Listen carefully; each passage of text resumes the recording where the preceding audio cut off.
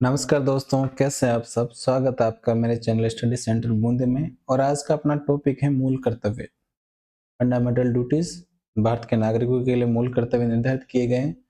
बहुत सी बार एग्जाम में पूछे जाते हैं, इनसे संबंधित क्वेश्चन भी आ जाते हैं। और हम ऐसी छोटी छोटी चीजों को छोड़ देते हैं बहुत सी बार, तो हमें एग्जाम में कन्फ्यूजन हो जाता है।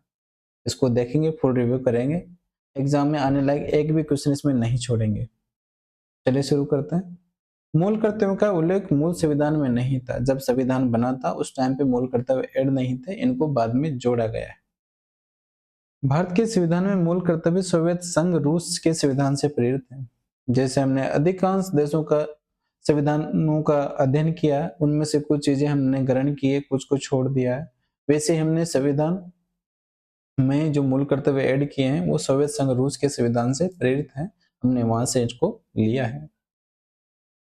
दुनिया के अधिकांश उदारवादी लोकतांत्रिक देशों में के संविधान में मूल कर्तव्यों का उल्लेख नहीं है। कुछ देशों ने अपना रखे, कुछ ने नहीं अपना रखे, लेकिन हमने लिए हैं, रूस से लिए हैं, ये याद रखना है आपको। मूल कर्तव्यों का संविधान में उल्लेख। भारत की 42वीं संविधान संशोधन अधिनियम 1974 द्वारा सरदार स्वर्ण सिंह समिति की सिफारिश पर 10 मूल कर्तव्यों को संविधान के भाग 4 ए और अनुच्छेद 51 ए में सम्मिलित किया गया है। पता रखना है आपको, 42वें संविधान संशोधन में इनको जोड़ा गया था 1976 में।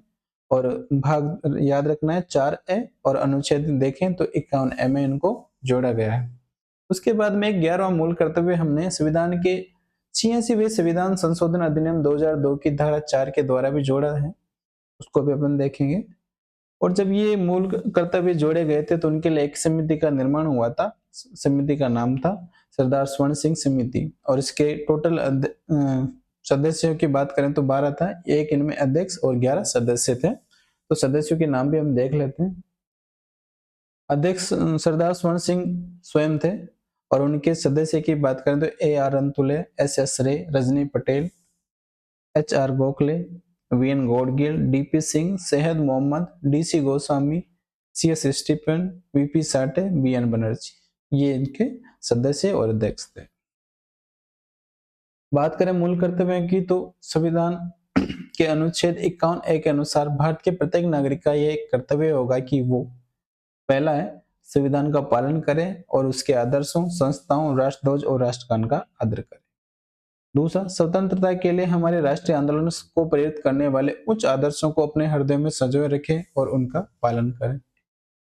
तीसरा है भारत की एकता, प्रभुता, अखंडता की रक्षा करें और उसे अक्षुण्ण रखें। चौथा है देश की रक्षा करें और आह्वान किए जाने पर राष्ट्र की सेवा करें।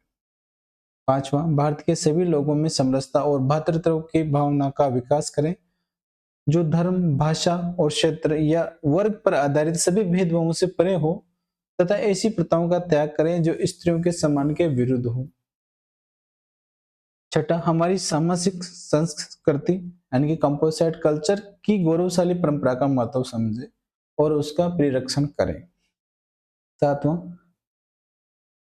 प्राकृतिक पर्यावरण को, जिसके अंतर्गत वन, झील, नदी और वन्य जीव हैं, उनकी रक्षा करें तथा उनका संवर्धन करें तथा प्राणी मात्र के प्रति दया का भाव रखें। आठवां, वैज्ञानिक दृष्टिकोण, मानववाद और ज्ञानार्जन तथा सुधार की भावना का विकास करें। नौवां है सार्वजनिक संपत्ति को सुरक्षित रखें और हिंसा से दूर रहें। 10वां है व्यक्तिगत और सामूहिक गतिविधियों के सभी क्षेत्रों में उत्कर्ष की ओर बढ़ने का सतत प्रयास करें, जिससे राष्ट्र निरंतर बढ़ते हुए उपलब्धि की नई ऊंचाइयों को छू ले। और 11वां मूल कर्तव्य जोड़ा गया था। इस कर्तव्य को संविधान के 86वें संविधान संशोधन अधिनियम 2002 की धारा 4 में इसको जोड़ा गया है। और यह कर्तव्य था कि 6 से 14 वर्ष के सभी बच्चों के माता पिता और प्रतिपालय के संरक्षक उन्हें शिक्षा के अवसर प्रदान करेंगे। यानी कि 6 से 14 वर्ष के बच्चा है, उसको शिक्षा दिलाने का मूल कर्तव्य उसके माता पिता, उसके संरक्षक या उसको पालने वालों का है, जो उनको यह मूल कर्तव्य भी फॉलो करना है।